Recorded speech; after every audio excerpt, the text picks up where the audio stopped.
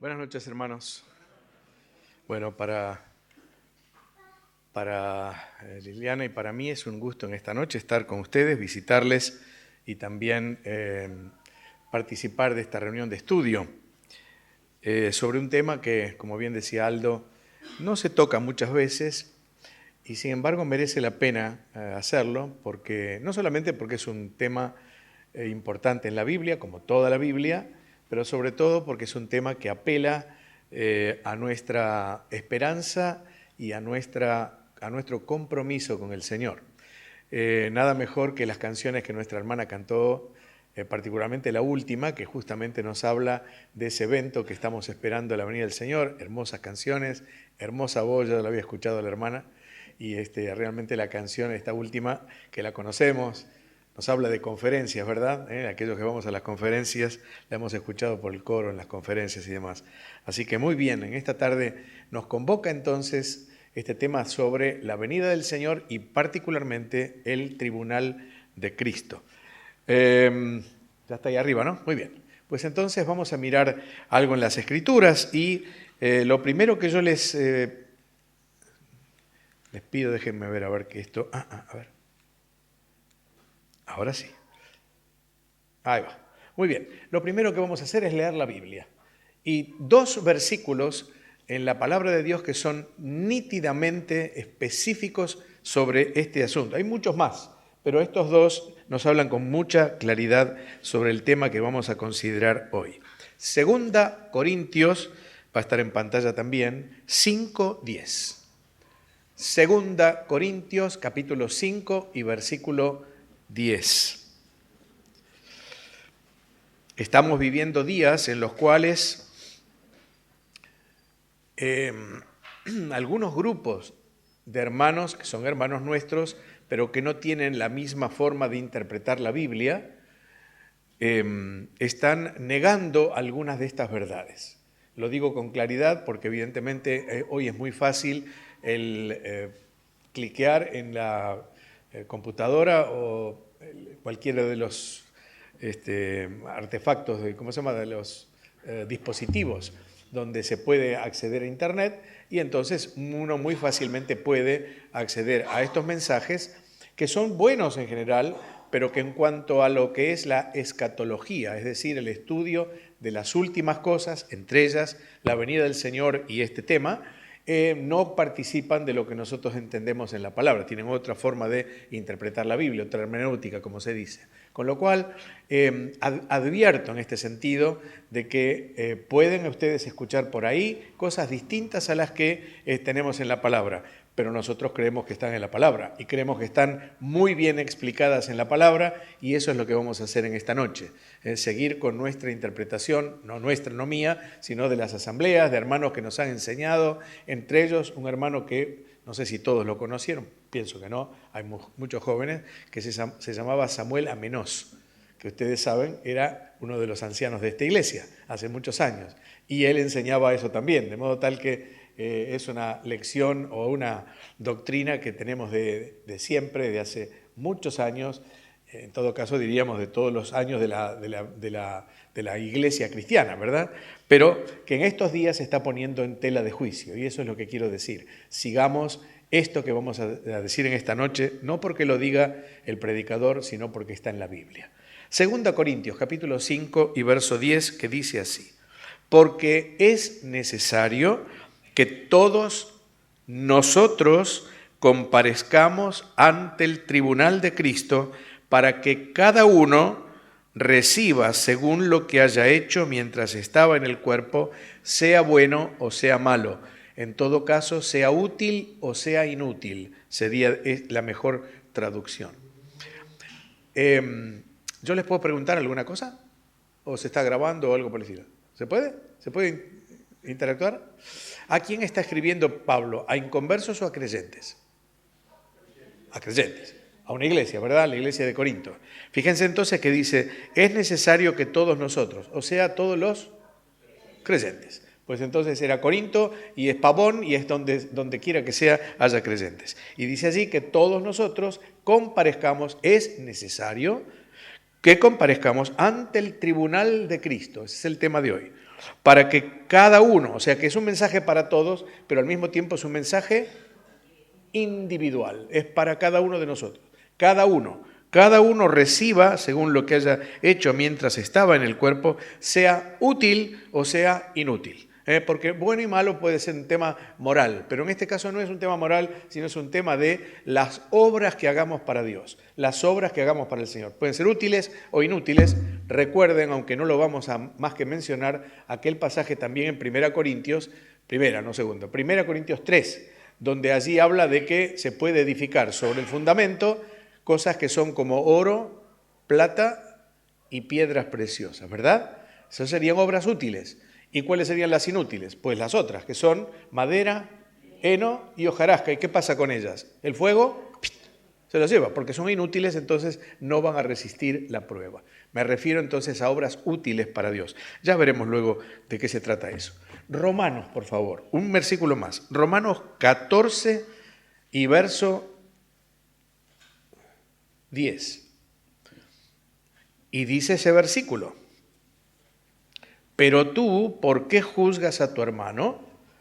¿O tú también, por qué menosprecias a tu hermano? Porque todos compareceremos ante el tribunal de Cristo. Sigo en el versículo 11 y 12. Porque escrito está: vivo yo, dice el Señor, que ante mí se doblará toda rodilla, y toda lengua confesará a Dios. Noten el todos. Todos compareceremos, toda rodilla, toda lengua.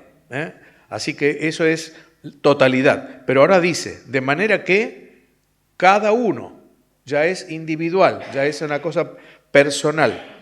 Cada uno de nosotros dará a Dios cuenta de sí. Muy bien. Vamos a hablar un poquito de lo que es el Tribunal de Cristo. El Tribunal de Cristo es un evento entonces solo para la Iglesia del Señor.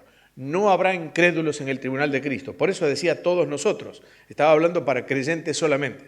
De modo tal que cuando el Señor venga, que luego lo veremos en un diagrama, el Señor venga y nos lleve, como decía la hermana en la canción, nosotros vamos a ser transformados y antes de eso van a resucitar los que durmieron en Cristo. ¿Está bien? ¿Está bien hasta aquí? Y entonces nos vamos con el Señor y el primer evento después de esa venida de Cristo en nubes para llevarnos con Él, que se suele llamar el arrebatamiento de la iglesia o el rapto de la iglesia o el traslado de la iglesia, entonces el primer evento en el cielo es o será el tribunal de Cristo, de modo que es solo para la iglesia. Pero además es un tribunal de recompensas. Allí no se va a juzgar al creyente en cuanto a su salvación. ¿Por qué razón?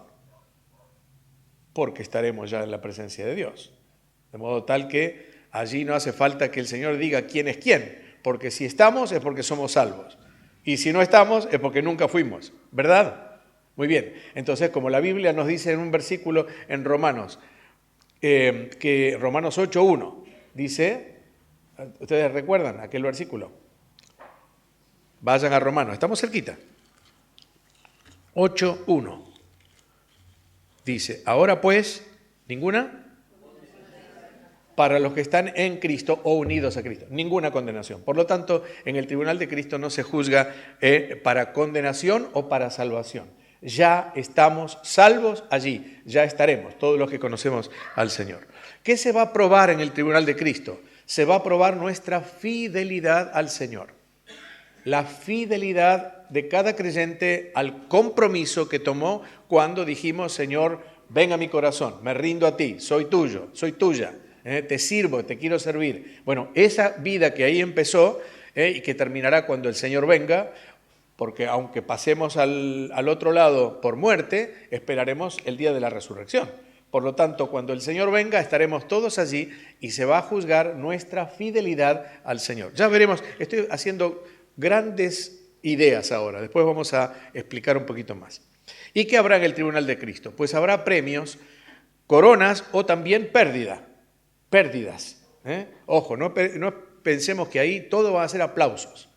No todos van a ser aplausos. No todas van a ser coronas que serán como esta. La corona en aquel momento, hay dos palabras para la palabra corona en el griego. Una es la diadema que usaban, igual que en español, es la misma palabra, que usaban los reyes, que se aplica en la Escritura solo a dos personas, a Cristo y al anticristo, curiosamente, al gran imitador. Pero esto no es la corona diadema de los reyes, etc. Es la corona que ganaban los vencedores.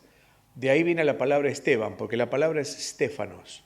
Esa palabra, Stéfanos, quiere decir una corona como esa, de laureles, también eran de hojas de pino, etcétera, que se le daban a los vencedores en los juegos o a personas importantes, por ejemplo, en una ciudad que hacían obras importantes, pues el gobernador o quien fuera le ponía esa corona de laureles. No pensemos en la corona de oro de esas coronas de reyes, no es esa corona, es la Estéfanos que se daba a los vencedores. Bueno, a grandes rasgos, esto es el tribunal de Cristo. Ahora miraremos un poco lo que ocurre. El tribunal de Cristo es un acontecimiento entonces que sigue a la venida de Cristo, a la venida del Señor Jesucristo por su iglesia. Ustedes saben que la venida de Cristo tiene dos fases, que están mediadas por 7 años aproximadamente una de la otra. Una viene Cristo en nubes a buscar a su iglesia, solo a su iglesia, nada más. Y la segunda viene con su iglesia a reinar y a juzgar en este mundo. Entonces, es un drama en 2 actos. ¿Se entiende lo que digo? Un drama en 2 actos. Primer acto, Cristo lleva a su iglesia. Segundo acto, Cristo viene con la iglesia para reinar y entonces allí completa esta segunda venida de Cristo. ¿Por qué segunda? Porque la primera, ¿cuál fue? Cuando vino a nacer aquí, ¿verdad? Entonces, esa es la segunda venida de Cristo. Muy bien. Es un juicio en el que vamos a estar todos los creyentes en Cristo, pero todos los creyentes en Cristo de la iglesia. Acá no van a estar los creyentes del Antiguo Testamento. ¿Cuándo empezó la iglesia? El día de Pentecostés, correcto. Bueno, desde el día de Pentecostés, todos los creyentes que allí nacieron a la fe, más todos los que estaban, recuerdan que había 120 esperando en un lugar, había más de 500 hermanos que creían en el Señor. Bueno, todos esos obviamente pertenecen a la iglesia del Señor y entonces todos los salvados a través de todos los tiempos hasta que el Señor venga, que puede ser hoy, pudo ser en cualquier momento y puede ser en cualquier momento, ellos estaremos y nosotros estaremos en el cielo, allí en el tribunal de Cristo. No estarán los creyentes del Antiguo Testamento, esos resucitarán después. Ya lo van a ver después, en un diagrama. Y es un evento para el cual tenemos que estar preparados. Primera Tesalonicenses 5:4, por favor. A ver, déjenme ver el tiempo. Bueno, esto es un tema largo. Bueno, todos los temas de la Biblia son largos, depende de cómo uno los estudie, ¿no?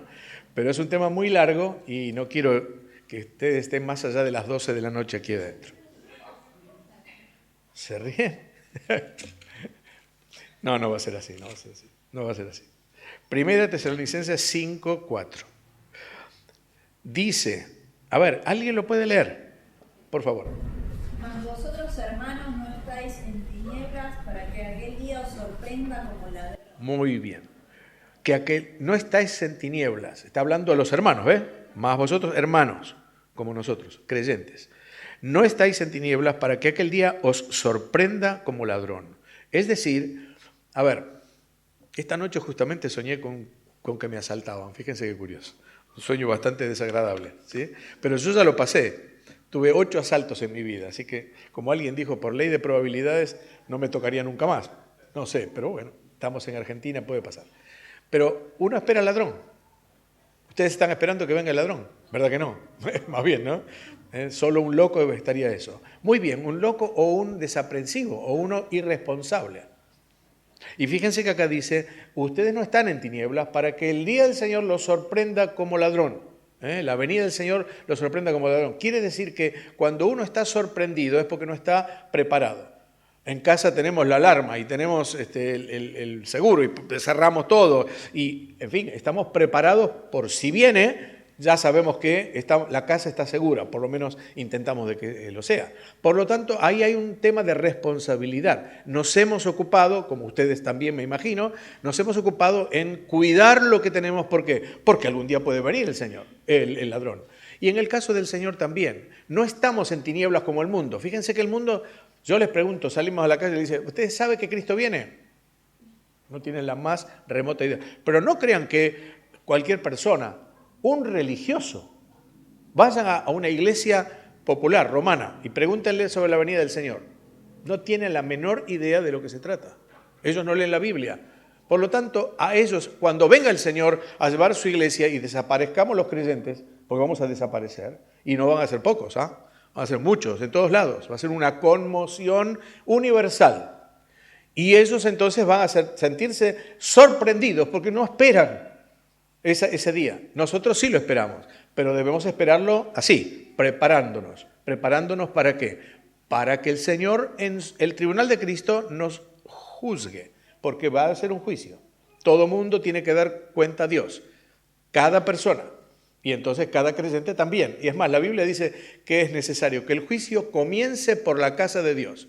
La casa de Dios somos los creyentes. Por lo tanto, el primer juicio es para creyentes. ¿Vamos bien hasta aquí? Si alguno tiene una duda, no sé si acostumbran a hacer, ¿pueden hacer preguntas o no? ¿Se puede? Bueno, pues si tienen alguna pregunta del tema, no me vengan a preguntar sobre el velo y esas cosas, por favor, ¿no? Bien. Entonces, si quieren alguna pregunta, pues lo hacen. Si mientras tanto, si alguno no entiende, usted levanta la mano y tratamos de repasarlo, aunque se va a hacer un poco más largo, pero bueno, la culpa la tendrían ustedes en todo caso. Bien, muy bien. Déjenme mostrarle en este diagrama ahora lo que son los tiempos del fin en una forma esquemática. Pero de acuerdo a cómo entendemos la palabra de Dios, estos son los acontecimientos. A grandes rasgos, faltan muchas cosas en el medio, pero estos son los principales acontecimientos que habrá en la venida de Cristo.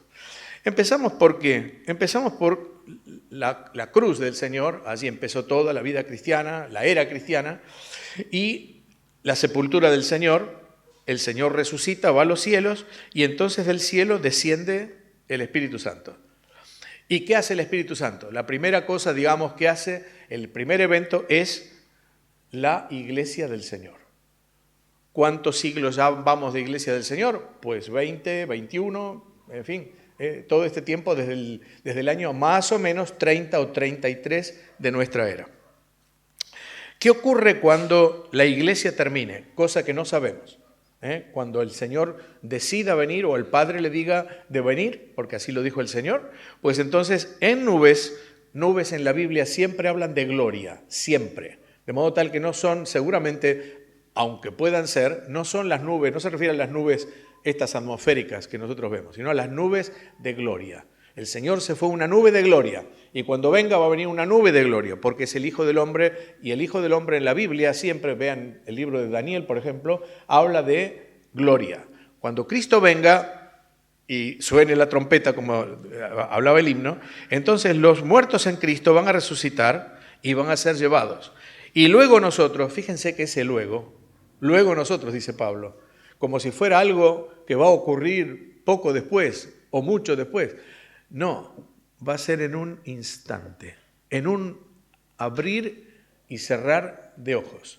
La palabra, o en el original es la palabra átomo, que era la parte más pequeñita que se podía dividir una materia en aquel momento. Ahora el átomo puede haber protones, neutrones, electrones, etc. O sea, hay todavía más chiquitito. Bueno, en ese más chiquitito, en esa fracción infinitesimal, en un nanosegundo, pónganle como quieran. El Señor va a venir y nos va a llevar instantáneamente. Yo decía el otro día en una clase de escatología que hoy en día estamos acostumbrados al teletransportación. ¿Sí? ¿Saben lo que es? ¿Sí? Está acá y desapareció, está en el otro lado inmediatamente. Bueno, eso es. Y yo les decía, bueno, la venida de Cristo va a ser en ese sentido la resurrección y el traslado online. ¿Se entiende online? ¿Sí? Para ponerlo en palabras nuevas. ¿Sí? Online. Acá, instantáneamente en el cielo, ya está. Bueno, así será, porque ahora entonces los creyentes, esa línea verde, seremos llevados al Señor. Y ahí empieza, fíjense, en ese evento, la primera parte o fase de la primera resurrección para vida, que son los muertos en Cristo que van a resucitar. ¿Se entendió? La primera parte de la primera resurrección para vida. Bueno, ¿qué ocurre después que esto acontezca? En el cielo hay dos acontecimientos. Por un lado el tribunal de Cristo y por el otro lado las bodas del Cordero. 2 eventos que va a haber en el cielo. ¿Sí? El tribunal de Cristo que vamos a estudiar hoy y las bodas del Cordero. Y mientras tanto en la tierra hay otro evento, ya no para creyentes, sino para los incrédulos. ¿Cuál es? Ese evento se llama la Grande Tribulación. La Grande Tribulación que será 7 años, 3 años y medio, 3 años y medio. No voy a entrar en el tema, es otro tema. Pero es no para creyentes, sino para incrédulos. Ningún creyente va a estar allí. El Señor le prometió a la iglesia en Filadelfia, te guardaré de la hora de prueba que vendrá sobre el mundo entero. No dice te guardaré en la hora. Dice te guardaré de la hora. ¿No? Distinguimos la diferencia, ¿verdad? De la hora. O sea, no vas a estar. Y está hablando de la hora de prueba que vendrá sobre el mundo entero. Ninguna prueba vendrá sobre el mundo entero, sino justamente esa, la grande tribulación en términos bíblicos. Muy bien. ¿Cuándo termina la grande tribulación y se terminan los 2 eventos del tribunal de Cristo y las bodas del Cordero? Cristo viene a la tierra, segunda parte de su segunda venida, el drama en 2 actos, el segundo acto, ¿sí? Y viene Cristo, viene con la iglesia para juzgar y para reinar. Y el primer acontecimiento que ustedes ya han escuchado hablar, que va a suceder allí, es lo que se llama Armagedón, la campaña del Armagedón, la batalla, mejor campaña del Armagedón, allí donde Cristo vence al anticristo y al falso profeta, ¿sí? Y esos 2 van a ser lanzados al lago de fuego, que es la muerte segunda, ¿sí? Los que van a inaugurar el infierno, porque eso es el infierno, ¿sí? Bueno, allí entonces se va a producir la segunda parte de la resurrección. ¿De quiénes? Si ya resucitaron los creyentes de la iglesia, ¿quiénes faltan resucitar? Los creyentes del Antiguo Testamento. ¿Y quiénes más? Porque en la grande tribulación también va a haber predicación del Evangelio, el reino se va a predicar, el Evangelio del reino. Y va a haber convertidos, ¿o no? Apocalipsis lo dice, va a haber una multitud de gente así, vestidas con ropas blancas, ¿se acuerdan? Y como van a tener seguramente muchos, si no todos, que sufrir no solo persecución, sino también la muerte, ¿sí? El capítulo 6 dice que estaban las almas de los decapitados por la causa de Jesús, y eso fue en la tribulación. Por lo tanto, esos muertos en algún momento tienen que resucitar. ¿Y cuándo van a resucitar? Pues ahí. Entonces, los santos del Antiguo Testamento y los santos de la tribulación van a resucitar en la segunda fase de la primera resurrección. La primera cuando Cristo viene, creyentes en Cristo. La segunda, los creyentes del Antiguo y de la grande tribulación. ¿No se han mareado todavía? ¿Estamos bien? Bueno, yo sé que ustedes saben más de lo que yo pienso, pero disculpen, estoy hablando, permítanme hacerlo como si no supiéramos nada. Nos va a venir bien para repasar. ¿Está bien? ¿Está bien? Muy bien. Bueno, entonces, ¿qué pasa luego? Después de algunos juicios que no están allí, arranca el milenio, 1000 años de paz. ¿Quién va a estar atado en el milenio? Satanás. Satanás atado, de modo que no habrá tentación, etc. Y entonces empieza el milenio, 1000 años reinando el Señor en Jerusalén como rey de paz. ¿Cuándo termina el milenio? La Biblia dice que se produce una verdadera conflagración de personas que, a pesar de tener 1000 años de paz, entonces se rebelan contra el Señor y se produce allí un acumulamiento de soldados y un ejército enorme para lidiar otra vez contra el Señor. No hay guerra que valga ahí. Ahí dice él, con la palabra del Señor van a quedar liquidados. Absolutamente no hay alternativa, no va a haber, ni siquiera va a haber una bala que se dispare. El Señor los vence totalmente. ¿Cuándo termina el milenio entonces? Ocurre otra resurrección. La primera era para vida y esta es para muerte, esta es para condenación. ¿Y quiénes van a resucitar? Pues todos los incrédulos de todos los tiempos. ¿Para ir a dónde? Al gran trono blanco. Y allí en el gran trono blanco van a ser juzgados aquellos que no son de Cristo por sus obras. Y el que no fue hallado inscrito en el libro de la vida fue lanzado ¿a dónde? Al lago de fuego que arde, etc.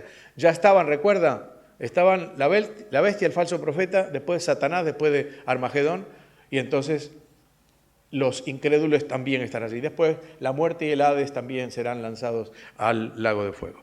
¿Y cuándo termina esto? Entonces, ¿qué va a pasar? Cuando sean llevados al lago de fuego, el Señor hará cielos nuevos y tierra nueva. Y ahí Empieza el día de la eternidad, el día de Dios, y se consuma la obra de la redención. ¿Se entendió? ¿Se entendió de verdad?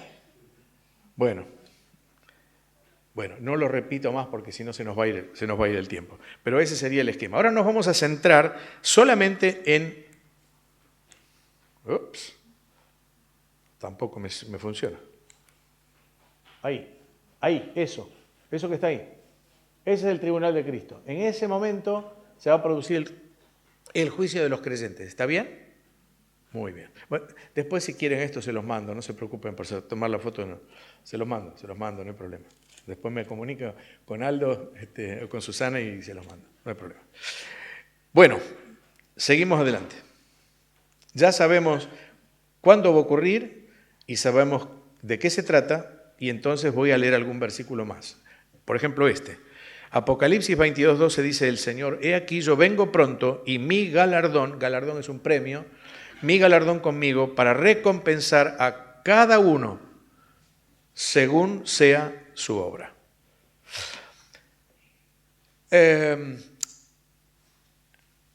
Quiero ver esto en cuatro puntos en esta noche. En primer lugar, un regreso inminente. Dice el Señor, he aquí yo vengo pronto, en ese versículo. En segundo lugar, una retribución que dice, mi galardón conmigo. Una retribución incomparable. Tercero, una recompensa individual, dice, para recompensar a cada uno. Y cuarto, una responsabilidad que no se puede soslayar, insoslayable, que es según sea su obra. Ese versículo entonces lo dividimos en 4. He aquí yo vengo pronto, el regreso del Señor. Mi galardón conmigo, vamos a hablar de la retribución.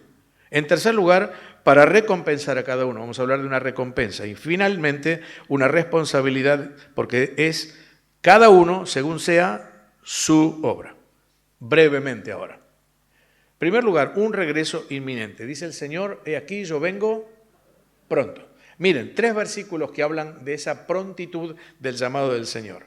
Apocalipsis 22, 7, 12 y 20 dice más o menos en los 3 versículos lo mismo. He aquí vengo pronto, he aquí yo vengo pronto, ciertamente vengo en breve. 3 veces. ¿Se acuerdan cuando el Señor decía, de cierto te digo?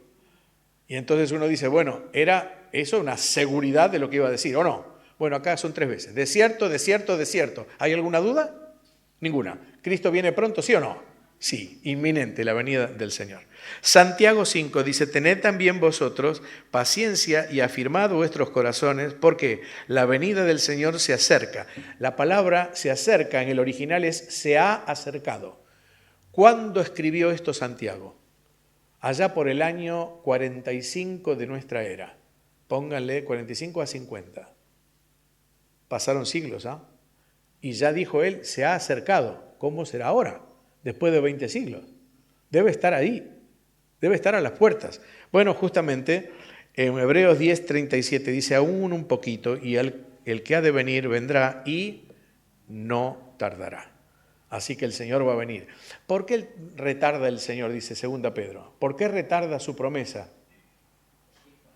Porque es paciente para con nosotros, no queriendo que ninguno se pierda, sino que todos procedan al arrepentimiento. O sea, el Señor está retardando su promesa dentro de sus planes, que son obviamente ya eternos, evidentemente, pero está haciéndolo esperando que todo mundo crea en el Señor. Un regreso inminente, la parusía del Señor, porque se llama así la venida, la palabra es la parusía, que es la venida para estar con los suyos. Parusía en el griego significa venir para quedarse con los suyos, no para irse otra vez como fue la primera. Y entonces, allí, como vimos, hay resucitados. Yo no voy a leer todos estos versículos, pero ustedes recuerdan el tema de los resucitados en Cristo, ¿verdad? Que ya mencionamos. Van a estar resucitados ellos. Transformados, dice Primera Tesalonicenses capítulo 4, que luego nosotros vamos a encontrarnos al Señor en las nubes, ¿no es cierto? Y así estaremos siempre ¿con quién? Con el Señor, naturalmente. Y luego vamos a ser juzgados por el tribunal de Cristo, esos pasajes que ya leímos, y luego unidos al Señor en la boda del Cordero, y luego finalmente participantes con el Señor de su reino y de su gloria. Este sería entonces el proyecto que el Señor tiene para la iglesia. La iglesia del Señor seremos resucitados cuando Él venga, transformados, juzgados en el tribunal de Cristo, unidos en las bodas del Cordero, la esposa del Señor se va a unir con su esposo, el Señor, y finalmente participaremos con el Señor de su reino y de su gloria. ¿Vamos bien hasta aquí? Vamos bien. Genial. Segundo, una retribución incomparable. Dice el Señor, mi galardón conmigo. ¿Qué será el tribunal de Cristo? ¿Dónde será? ¿Para qué será? Ok, vamos a tratar de responder brevemente estas preguntas. En primer lugar, ¿qué será? La Biblia nos habla en el tribunal de Cristo de que es la palabra que aparece en el Nuevo Testamento no es trono. La palabra en el griego es muy parecida. Perdonen que mencione las palabras en griego, no me gusta, pero es simplemente para que tengamos la diferencia. La palabra es trono comúnmente, trono de un rey. ¿Sí? Por ejemplo, en Apocalipsis 4, 5, vi tronos, ahí la palabra trono. En este caso no es trono, la palabra es bemá. Bemá era el asiento de las recompensas. Ahí se sentaba, por ejemplo, el director de los juegos. ¿Sí? Entonces, iban los atletas, hacían sus deportes, y el que ganaba, ese director que estaba sentado en el bemá, lo coronaba al vencedor de los juegos con la corona, como les dije antes, de laureles, etcétera. ¿Va bien? Entonces, es un bemá. El lugar, de todos modos, es un lugar de prominencia, de honor y de autoridad, porque se sentaba el número uno, el director o el gobernante o el gobernador, lo que fuera. Inclusive, hasta si quieren, el mismo emperador, allí se podía sentar. Es un asiento de recompensas, es un asiento, en las Biblias inglesas se le llama el asiento de la misericordia.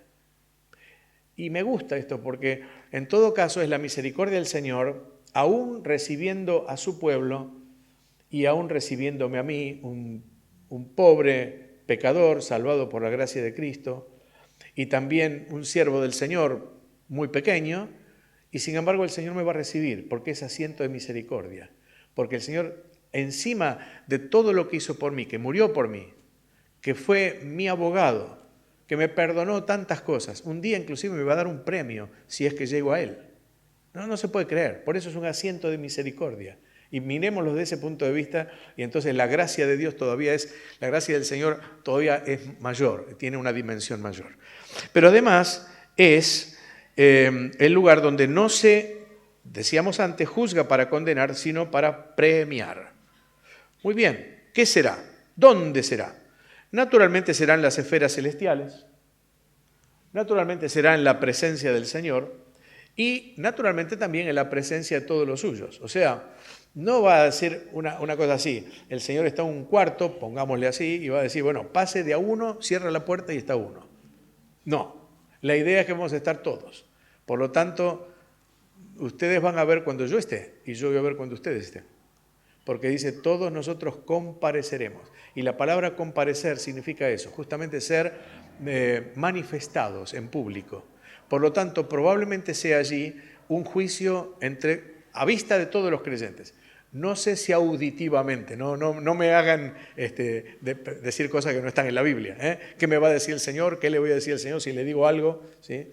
Hay una canción que dice que no voy a decir nada, simplemente voy a ver al Señor y con eso me va a bastar, ¿verdad? Voy a caer a sus pies. Pero el tema será entre todos los creyentes en presencia de todo el pueblo de Dios. ¿Dónde será? ¿Y para qué será? Bueno, para juzgar, decíamos, las obras de los creyentes. La palabra galardón es premio y viene de una palabra griega, que la tienen ahí, misthos, que aparece en 1 Timoteo 5:18 como salario, un salario. Ahora les voy a leer algo que es muy interesante, así no me adelanto. Es algo entonces merecido, es un pago y no una dádiva. ¿Nuestra salvación es por obras? ¿Por qué es? Por gracia y por medio de la fe, ¿verdad? Bueno, el premio en el tribunal de Cristo no es por gracia, es por obras. ¿Se entiende? Mi salvación es por gracia. El galardón en el tribunal de Cristo es por obras. Déjenme leerles algo muy, muy interesante. De nada menos que William Vine, un erudito en la palabra. El principio general que sirve de base para las relaciones entre Dios y el hombre es que la salvación del hombre es siempre por la gracia de Dios y que el juicio, todos los juicios, inclusive este, es siempre según las obras. Y esta regla no admite excepciones. Por lo tanto, seremos juzgados por nuestras obras. Allí no hay la gracia, aunque siempre hay gracia porque Cristo es gracia, y como decíamos, es un asiento de misericordia para nosotros. ¿Quién será el juez? Bueno, el juez, el Señor Jesucristo, porque el Padre le dio a él todos los juicios, dice Juan 5. El juez de vivos y de muertos, el único en cielos y tierra para juzgar. No hay otro. Ustedes recuerdan Apocalipsis 5, donde allí está Juan y se le dio un rollo y él lloraba mucho porque no sabía quién podía abrir ese rollo y quién podía ejecutar los juicios, ¿recuerdan? ¿Sí? Y entonces se le dijo que había uno que podía hacerlo. ¿Y quién era él? Pues el Señor Jesucristo, el Cordero, ¿recuerdan? Que allí la palabra más que Cordero es Corderito. Habla de la humildad del Señor, sin embargo es el soberano Dios, ¿verdad? Muy bien, es el único entonces que puede ejecutar los juicios porque es el único juez de vivos y muertos.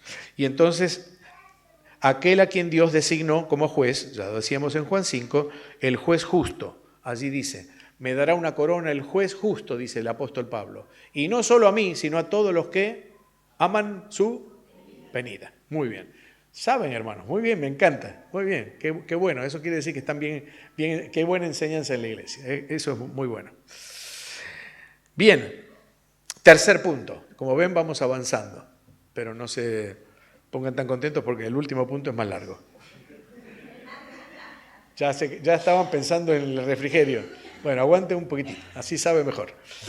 Tercero, una recompensa individual, para recompensar, dice, a cada uno. Bueno, vamos a mirar ese versículo de 2 Corintios 5:10. Dice, será necesario todos nosotros, sin excepción. Será individual para que cada uno. Será revelador, compareceremos, como les decía antes, seremos puestos de manifiesto. Allí en Hebreos capítulo 4 y verso 13 está hablando de la palabra de Dios y dice que no hay cosa que no sea manifiesta en su presencia. Antes todas las cosas están abiertas y desnudas ante los ojos de aquel ante quien debemos dar cuenta. Por lo tanto, evidentemente, compareceremos y será un juicio revelador. El Señor mostrará no solamente las obras, sino las intenciones del corazón. Será justo para que cada uno reciba según lo que haya hecho, dice bueno o malo, como decíamos antes, útil o inútil. Ahí está. Oro, plata, piedras preciosas en vez de lo que se quema. Y luego el fuego de la mirada del Señor Jesús. Es el tribunal de Cristo y las obras serán probadas por fuego, dice la Biblia. Nadie piense que va a ser un fuego físico, ni mucho menos. Ni siquiera un fuego espiritual. Vaya a saber cómo. Es muy probable que sean la mirada del Señor. Si ustedes miran en Apocalipsis capítulo 1, allí la visión es de aquel que tenía ojos como llama de fuego. No será otra cosa probablemente, porque tampoco será necesaria otra cosa. ¿Ustedes recuerdan Pedro? Pedro, el apóstol, el discípulo, le dijo al Señor, Señor, no te voy a negar. Aunque todos te nieguen, yo no te voy a negar. El Señor lo miró con esa misericordia del Señor y esa sabiduría del Señor. Pedro, antes que el gallo cante 2 veces, ¿me vas a negar? 3 veces. ¿Fue así? Fue así, claro. Y cuando terminó de negar, el Señor, ¿qué hizo? Lo miró a Pedro. ¿Fue suficiente algo más? ¿Era necesario algo más bien? No, fue suficiente la mirada. ¿Y qué hizo Pedro? ¿Salió fuera? Llorando. Eran los ojos del Señor como llama de fuego. No es ilógico, porque una madre ve a su niño que hace, o un padre que hace alguna travesura. ¿Necesita darle un castigo y ponerlo en penitencia toda la noche? lo mira a fondo, entra su mirada hasta el corazón. ¿Y qué hace el niño? Baja la cabeza, se pone a llorar y te dice, mamá, papá, no lo hago más. ¿Es verdad o no? Es así. La mirada es muy potente. De modo tal que el fuego probablemente de los ojos del Señor llegarán al profundo de nuestro corazón. A veces uno escucha a la gente del mundo en su ignorancia, en su tremenda ignorancia, y dicen, bueno, yo cuando esté en la presencia de Dios voy a saber qué decirle. Y uno piensa, ¿sabes qué? No vas a poder ni abrir tu boca. Es más, la Biblia lo dice, para que toda boca se cierre y toda rodilla se doble, ¿verdad? Por lo tanto, no va a hacer falta nada, ningún fuego, más que la mirada del Señor para que introspectivamente cada creyente haga un análisis instantáneo de lo que fue la vida y evidentemente se descubra allí la obra, las intenciones del corazón. Ustedes vieron que a veces cuando hay un accidente o un momento crucial, los que lo pasaron dicen, se pasó por mi mente toda mi vida. Y es algo instantáneo. Y uno dice, ¿cómo puede ser que esas imágenes pasa como una cosa velocísima en la mente? Bueno, déjenme, la Biblia no lo dice, estoy pensando con ustedes, estoy tratando de imaginar lo que puede ser, ¿verdad? Y entonces en ese momento, ¿sí? Uno dice, bueno, en 7 años, inclusive 3 años y medio, va el Señor a juzgar a todo. Sí, hermano, no hay problema. Vamos a cada uno de nosotros ante el Señor ver toda nuestra vida y Él va a mostrar nuestras deficiencias y luego vendrá el premio. ¿El premio o qué? ¿O la pérdida? Ya lo veremos. Una recompensa individual, pues. Eric Sauer, un escritor muy importante, muy tremendo de la Biblia, hay 2 o 3 libros allí muy interesantes de ellos, El triunfo del crucificado, La aurora de la redención del mundo, vale la pena leerlo. Eric Sauer de las asambleas, es un hermano de las asambleas, dice, seremos juzgados según nuestra fidelidad en relación con la suma total de los factores de nuestra vida y desarrollo, tomándose en cuenta no solo las obras hechas, sino también las posibilidades que se nos ofrecieron.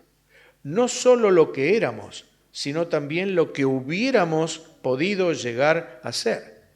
No solo lo efectuado, sino lo omitido. No solo la obra, sino la calidad del obrero. No solo lo que logramos, sino lo que nos esforzamos por lograr. No tanto el número, sino el peso de nuestras obras. ¿Se entiende? ¿Se entiende? Bueno, tendríamos que repasar todo esto, no lo vamos a hacer, pero fíjense entonces la importancia que tiene esto. No solamente lo que uno hace, sino lo que uno pudo haber hecho. Alguien dijo que el Señor un día nos va a llevar y nos va a decir, mira, todo esto era lo que yo tenía planeado para vos. Y no llegaste a nada, o llegaste a muy poquito. Somos salvos para buenas obras, ¿sí o no? ¿No lo dice el apóstol Pablo en Hechos, verdad? Hechos 2:10. Para buenas obras, las cuales Dios preparó de antemano. ¿De antemano qué quiere decir? En la eternidad. De antemano, en la eternidad las preparó para nosotros. Para que nosotros anduviéramos en ellas. Si no andamos, ¿por qué? Porque nos falta compromiso, porque evidentemente vivimos tal vez durmiendo o siendo haraganes o lo que fuera, pues entonces no vamos a hacer eso todo que el Señor tenía para nosotros. ¿Qué tiene el Señor para ti? Para mí, hermano. Para usted y para mí. ¿Qué tiene? Bueno, hay que buscarlo en la presencia de Él, en oración, y decir, Señor, ¿qué quieres que haga? Como dijo Pablo, ¿qué quieres que haga? ¿Cuál es tu plan para mi vida? ¿Qué tenías proyectado para mí? Porque si el Señor viene pronto, no te va a dar tiempo, ni me va a dar tiempo de hacerlo si no empiezo ya. Ya. Señor, ¿qué tenías para mí? ¿Cuál era tu plan? ¿En qué puedo serte útil? Porque un día el fuego de tu mirada va a consumir todo aquello que no es útil y lo va a desechar y no va a haber premio que valga, sino al contrario, va a haber reproche y va a haber pérdida de bendición. Hermanos, que el día del Señor no nos sorprenda como ladrón. Hay que estar preparado para Él.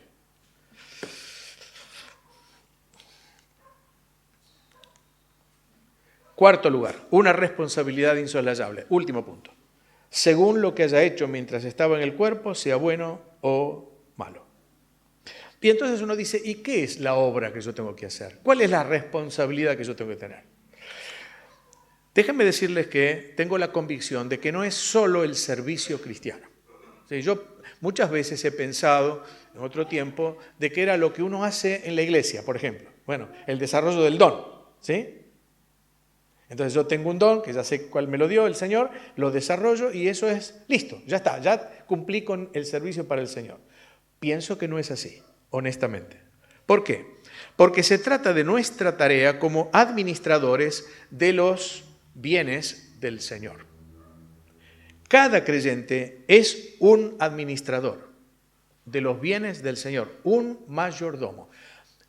Permítanme ver con ustedes un pasaje muy breve en Lucas 12.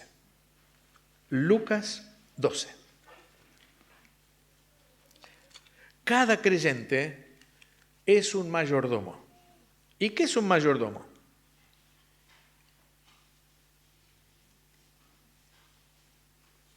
Lucas 12. Y vamos a empezar a leer desde el versículo 42. Dice así, dijo el Señor, ¿quién es el mayordomo? Perdón, está hablando con sus discípulos, de modo tal que está hablando con creyentes que luego serían de la iglesia del Señor. No está hablando a judíos, a incrédulos, a fariseos, no, está hablando con sus discípulos. ¿Quién es el mayordomo fiel y prudente al cual su Señor pondrá sobre su casa para que a tiempo les dé su ración? Bienaventurado aquel siervo al cual cuando su Señor venga le halle haciendo así. En verdad os digo que le pondrá sobre todos sus bienes. Mas si aquel siervo dijere en su corazón, mi señor tarda en venir, y comenzare a golpear a los criados y a las criadas, a comer y beber y embriagarse, vendrá el señor de aquel siervo en día que éste no espera, y a la hora que no sabe, y le castigará duramente, y le pondrá con los infieles. Aquel siervo que conociendo la voluntad de su Señor no se preparó, no hizo conforme a su voluntad, recibirá muchos azotes. Mas el que sin conocerla hizo cosas dignas de azotes, será azotado poco, porque a todo aquel a quien se le haya dado mucho, mucho se le demandará, y al que mucho se le haya confiado, más se le pedirá. Déjenme decirles que una parábola es un ejemplo. No podemos tomar todas las cosas de la parábola como si fueran realidades. Son ejemplos, son figuras, ¿sí? Para que entiendan más fácilmente una lección.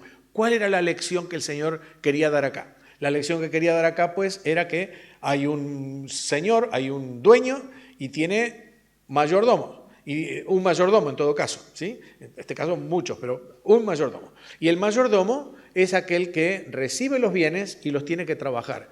En este caso tenía que darle la ración al resto de los criados, a atender la casa, etc. Y entonces un día iba a venir el Señor y le iba a pedir cuentas, como todo mayordomo, porque el mayordomo no tiene bienes personales propios, los bienes son del dueño. Entonces él administra. Lo que querían era que administrara bien, un día iba a venir y iba a rendir cuentas. ¿Y qué pasa si aquel siervo era un siervo fiel, como dice, fiel y prudente?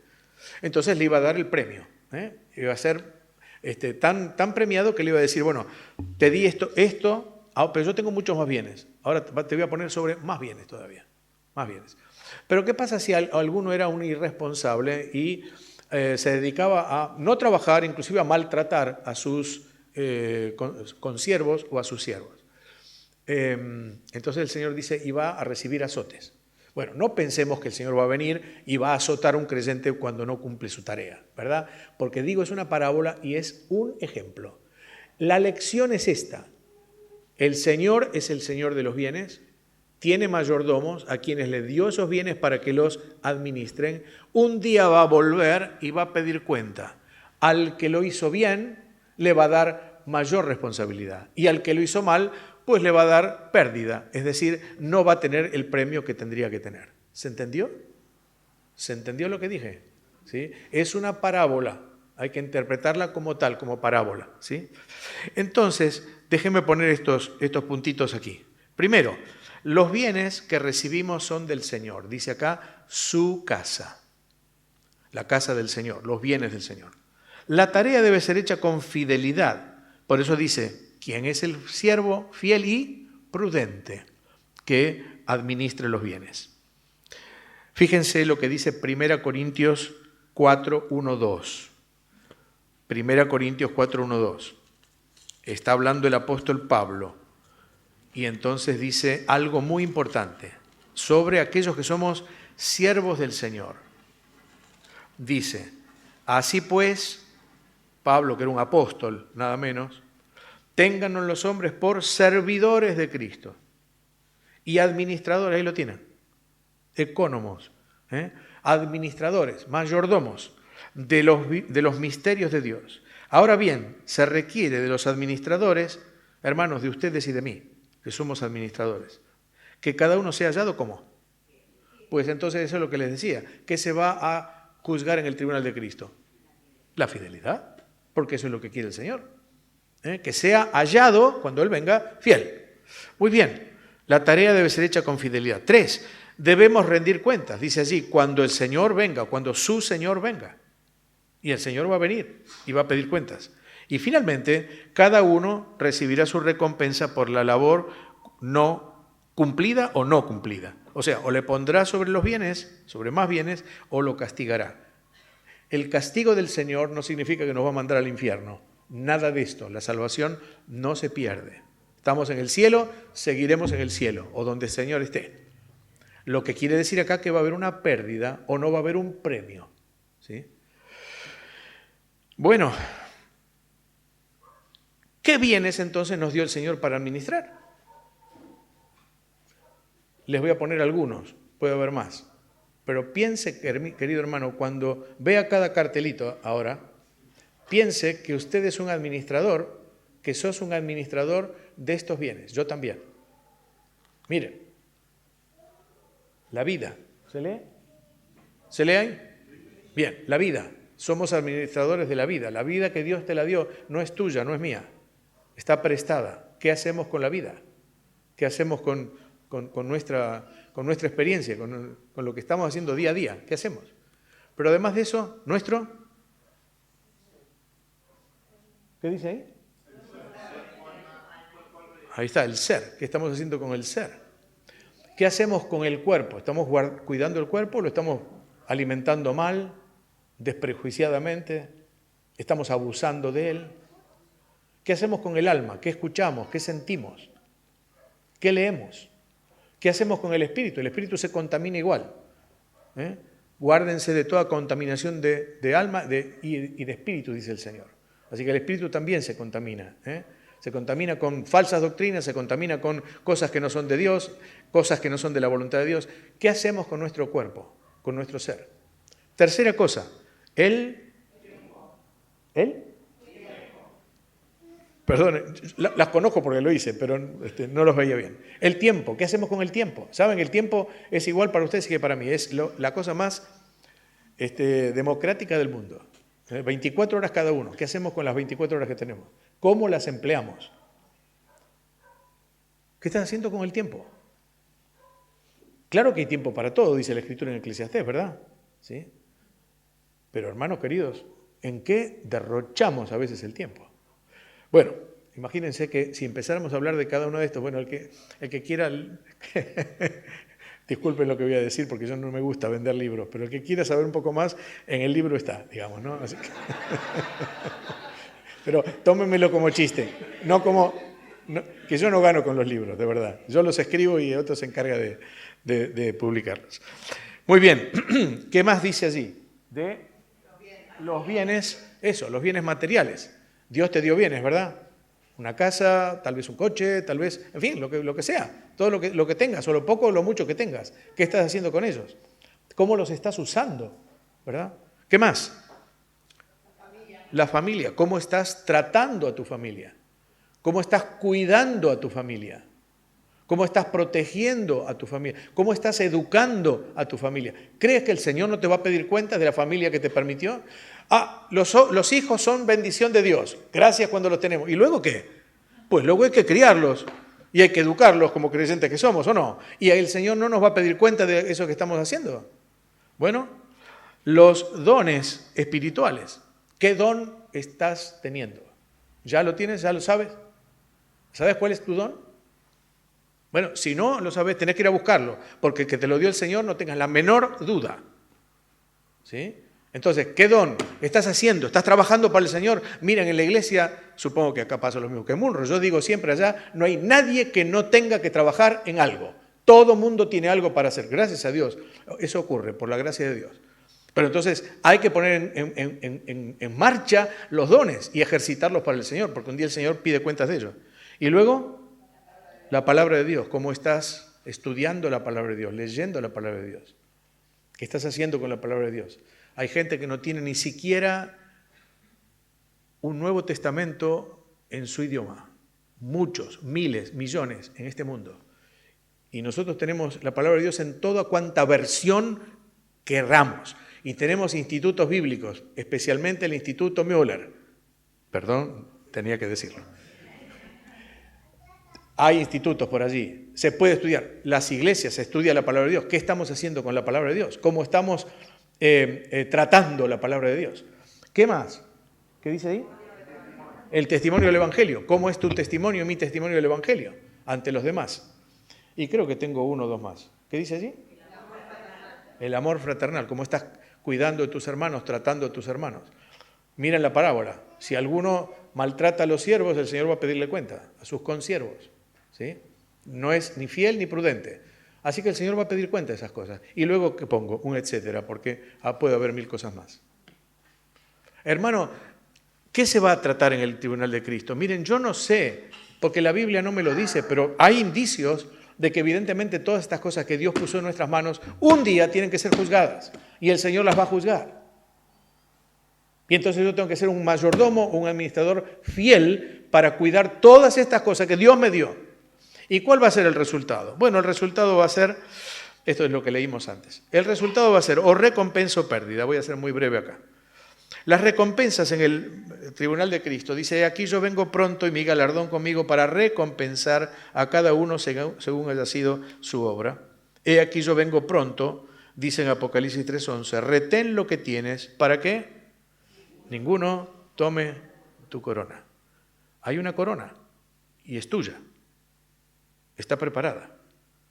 Ahora, que te la dé el Señor o no, que me la dé el Señor o no, es otro tema. Que ninguno tome, porque si no es para mí, alguien la va a tomar. A alguien se la va a dar el Señor, pero a mí no me la va a dar. ¿Por qué? Porque no fui fiel ni prudente en la mayordomía cristiana. Y entonces, en la palabra del Señor tenemos esto. A los mayordomos fieles Dios le va a dar la recompensa. Dice, el que es fiel en lo muy poco, también en lo más es fiel.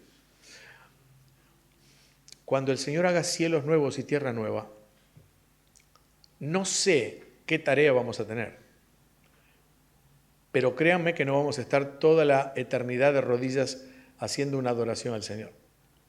Va a haber mucho para hacer. ¿Qué? No sé. El Señor no lo reveló, no lo puedo decir.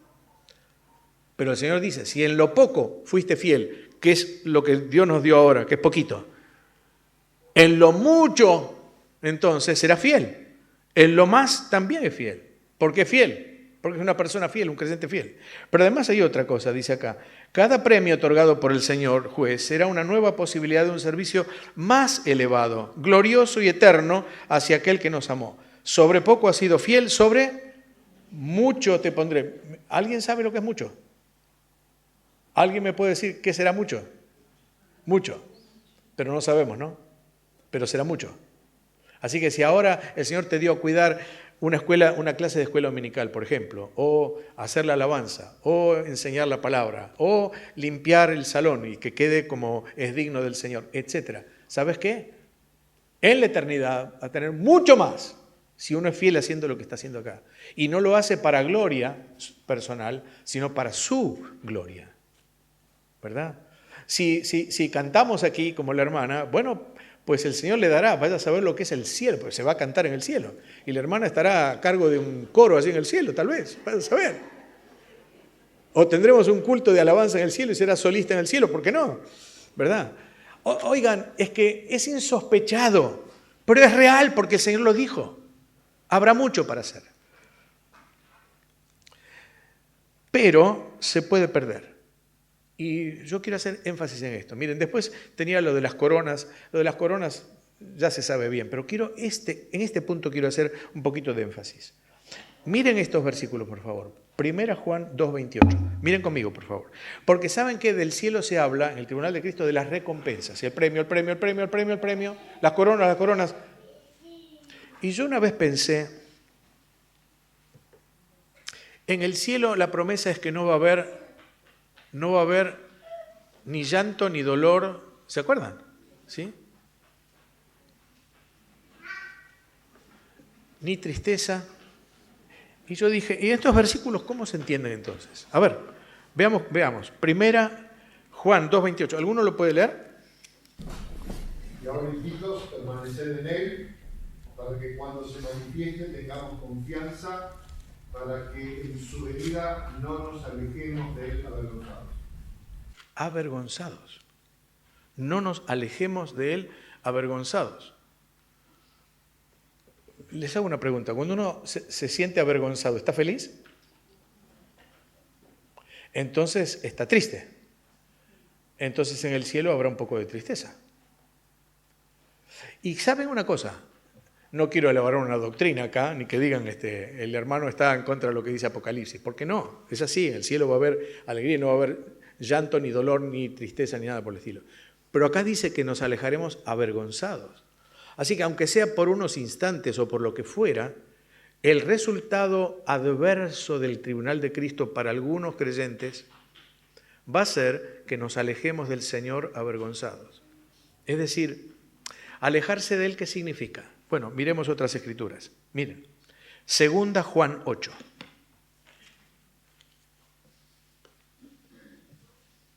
¿Alguno lo lee? Mirad por vosotros mismos, para que no perdáis el fruto de vuestro trabajo, sino que recibáis galardón completo. Ok, quiere decir que alguno puede recibir un galardón, pero reducido, ¿verdad? No completo, ¿sí? No todo el premio que quisiera. Si yo acá, cuando no recibo... mi esposa es muy... Iba a decir, acá los chicos dicen nerd. ¿Saben lo que es un nerd? ¿No? Sí, claro. ¿Sí? Nerd son los que tragan, los tragan. En nuestro tiempo hablábamos de traga. Bueno, la señora es así, traga. Y entonces cuando saca un examen, saca un 9, se pone mal y se amarga la vida porque no tiene 10. Bueno, yo les digo, escúchame, lo importante es que sepas, y es cierto, y ella también lo comparte, pero quiero decir, no recibió el 10, la nota completa, y entonces hay un sentimiento de, me falló, ¿sí? Tiene muchos 10, pero no importa, los 9 es el problema, o los 8. Bueno, acá es un 8, un 7, un 9, no llegó a galardón completo, a la nota final completa. Pero cuando es así, no hay alegría, porque evidentemente hay un deje de, no alcancé, Señor, como le decían a los chicos en la primaria, no alcanzó, ya está. Bueno, miren uno más, 1 Corintios capítulo 3, versículos 4, 15. Perdón, 14 y 15.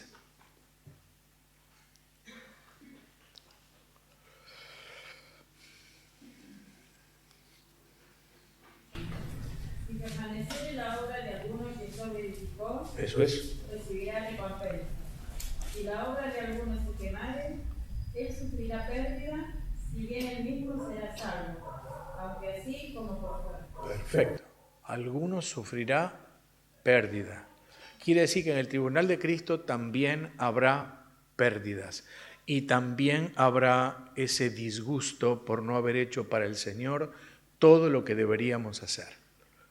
Pero déjenme decirles una cosa, es el cielo y nuestra forma de pensar en el cielo no va a ser como la de la tierra, con lo cual vamos a decir, Señor, tenías razón. La pérdida te honra también y te lleva gloria a tu nombre. ¿Por qué? porque eres justo. Y me has dado lo que es justo. Y si tengo una pérdida es por culpa mía, no por culpa tuya. Déjenme ponerlo así en términos coloquiales, pero para entender un poco lo que podremos decir en el cielo. Bueno, hay coronas. Vamos a lo positivo ahora. Sí hay coronas. Las que se otorgaban a los que alcanzaban la victoria en los juegos, como reconocimiento por algún servicio distinguido, se le daba una corona. Por alguna victoria militar se le daba una corona. A los esposos en el momento de contraer nupcias también se le ponía este tipo de coronas. Como les dije, no es una diadema, sino un estéfanos, que era la corona para los vencedores. Pero en la Biblia habla de 5 coronas. Habla así, coronas. La corona incorruptible, la de gozo, la de la vida, la de justicia y la de gloria. Rápidamente. La corona incorruptible es para los que vencen sobre los impulsos de la vieja naturaleza en la dura contienda de la carne contra el espíritu. Dice 1 Corintios 9:25, todo aquel que lucha de todo se abstiene, es decir, en todo ejercita el dominio propio. ¿Eso es qué quiere decir?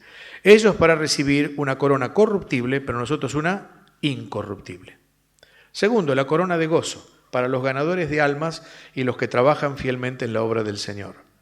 1 Tesalonicenses 2:19. ¿Cuál es nuestra esperanza? ¿O gozo o corona de que me gloríe? ¿No sois vosotros delante de nuestro Señor Jesucristo en su venida? Y luego agrega en Filipenses 4:1, así que hermanos míos amados y deseados, gozo y corona mía. Las almas que llevaste al Señor serán parte de tu corona allí en el cielo. La corona de la vida para los que resisten las pruebas y salen vencedores. Dice Santiago 1:12, bienaventurado o dichoso el varón que soporta la tentación, porque cuando haya resistido la prueba, es decir, cuando haya sido aprobado, cuando el Señor haya visto en él fidelidad, alguien genuino, digno de confianza, eso es lo que es la idea, recibirá la corona de vida, o mejor, de la vida, que Dios ha prometido a los que le aman. El que soporta la tentación tendrá una corona especial de la vida.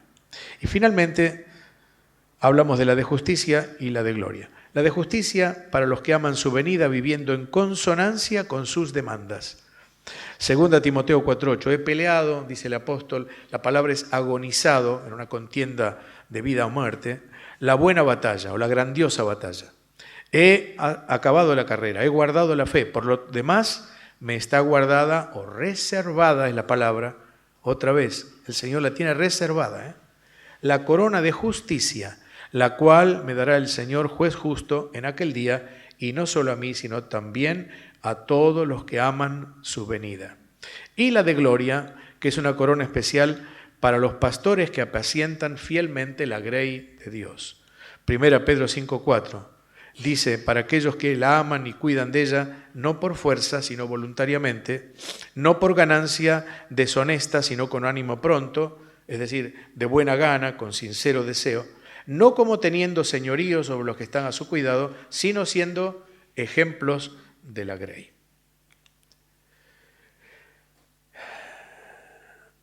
Apocalipsis 3:11. Y con esto terminamos. Dice, he aquí, yo vengo pronto. Retén lo que tienes para que ninguno tome tu corona. Queridos hermanos, esto es en síntesis lo que podemos decir del Tribunal de Cristo. Mucho más es este tema. Pero que nos quede, en resumen, una advertencia. ¿Cristo viene? Sí. ¿Viene pronto? Sí. ¿Viene a pedir cuentas? Sí. ¿Estaremos todos en el Tribunal de Cristo? Sí. ¿Daremos cuenta a cada uno de nosotros? Sí. ¿Tendremos que demostrar nuestra fidelidad? Sí. ¿En qué cosas? Pues todas las que vimos y todas las que ustedes piensen. Y entonces habrá coronas. ¿Habrá coronas? Sí. ¿Las llevará algún creyente? Claro que sí. Aquellos que son fieles, el Señor les va a dar esa corona y además le va a dar una proyección eterna mucho más grande que la que tenemos aquí. Es decir, en tareas insospechadas, en el reino de Dios, el reino eterno de Dios. Pero puede haber pérdidas, ¿verdad? Aquellos que no sean fieles y que no cumplan o no cumplamos, pues el Señor nos hará esas pérdidas, que significará hay un versículo que dice que tenga, que esté cerca del Señor en aquel día, dice Pablo, que esté cerca del Señor en aquel día. En dimensiones eternas y espirituales, cerca no es estar pegado al Señor. No es, bueno, yo estoy acá y el otro está a 2 kilómetros. No es eso. Cerca en el sentido espiritual, cerca en el sentido de comunión. Hay creyentes que viven cerca del Señor, ¿sí o no? Y no porque estén cerca del cielo, sino porque están aquí, pero su vida devocional, su vida personal, su amor por el Señor, su vida de comunión, de oración, etcétera, es estar cerca del Señor. Bueno, eso es. En el cielo habrá algunos que estarán cerca del Señor y otros que tal vez estemos lejos del Señor. ¿Por qué? Porque no tendremos acá una vida de comunión y allá entonces no tendremos el premio que merecemos. Hermanos, ¿podemos estar cerca del Señor en la eternidad? Sí. ¿Podemos recibir los premios? Sí. Que el Señor nos ayude para evaluar aquí, en este tiempo, nuestra responsabilidad, porque Cristo viene pronto. Pues que ninguno tome tu corona, que sea así. Amén. Muy bien, gracias damos a Dios por este tiempo que hemos disfrutado con un tema tan profundo y tan didácticamente expuesto. Así que si algo tenemos que decir es que el tema ha sido muy didáctico. No sé cuánto tiempo Eduardo, pero la verdad nos quedamos todos muy impactados y verdaderamente bendecidos con este material, con este tema tan profundo que hemos podido considerar en esta noche. Así que agradecemos a Dios, gracias Eduardo por tu visita, por acompañarnos en esta hora. Ahí está el libro, que lleva por título el que recitaba el texto, que nadie tome tu corona.